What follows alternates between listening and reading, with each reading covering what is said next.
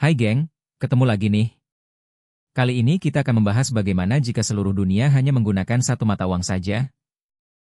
Jangan lupa subscribe dan aktifkan lonceng notifikasi channel ini ya, agar kalian tidak ketinggalan info menarik lainnya.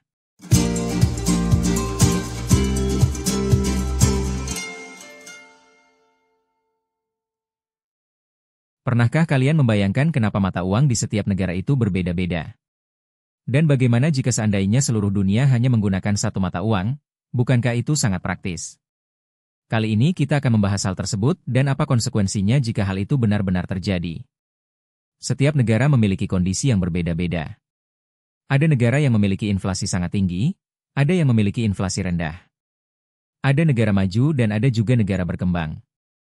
Masalah ekonomi di setiap negara tersebut butuh solusi dan kebijakan ekonomi yang berbeda juga. Lalu, apa yang membedakan mata uang rupiah dengan ringgit Malaysia? Yang membedakan yakni pihak yang punya kuasa untuk membuat kebijakan ekonomi.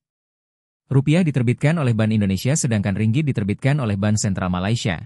Artinya keduanya dipisahkan oleh otoritas yang menerbitkan mata uang tersebut dan sekaligus otoritas yang bisa mengambil kebijakan moneter ketika terjadi permasalahan ekonomi.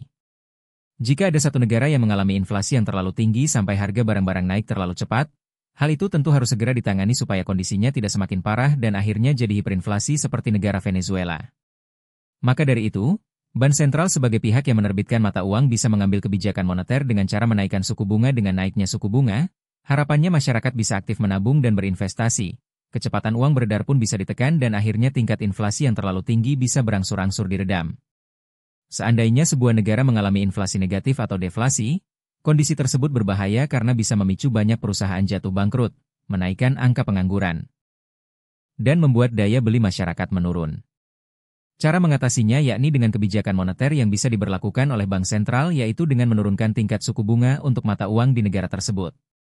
Nah, jika mata uang di dunia hanya satu, setiap negara akan kehilangan kekuatan untuk menentukan kebijakan moneter, menyelesaikan masalah ekonomi di negaranya masing-masing. Seandainya mata uang di seluruh Asia Tenggara itu sama dan Indonesia sedang mengalami deflasi sementara negara lain contoh Malaysia sedang mengalami inflasi yang cukup tinggi. Bank sentral yang menerbitkan mata uang untuk seluruh Asia Tenggara ini jadi bingung. Kalau mereka menurunkan suku bunga maka mereka akan menolong ekonomi Indonesia namun bisa mencelakakan ekonomi Malaysia. Jika kebijakan yang diambil ini sebaliknya yakni menaikkan suku bunga maka ekonomi Malaysia bisa tertolong namun Indonesia akan mengalami deflasi yang semakin parah. Selain itu, pencetakan dan pengawasan mata uang juga akan menjadi masalah ke depannya. Karena berdasarkan kesepakatan negara-negara di dunia, kepentingan lembaga keuangan tidak boleh memihak negara manapun dan wajib memberi laporan di hadapan Parlemen Ekonomi Dunia. Tindakan seperti ini rentan kebocoran gara-gara kepentingan kelompok tertentu. Penerapan sistem mata uang tunggal yang berlaku di seluruh dunia terdengar seperti mimpi indah siang bolong. Di luar kajian teoritis, keseragaman sifatnya melemahkan, sementara perbedaan terbukti senantiasa menguatkan. Sistem mata uang tunggal mengandung lebih banyak kerugian dibandingkan keuntungan, kecuali di mata negara yang telah mapan secara perekonomian dan mempunyai mesin pencari uang yang mengglobal.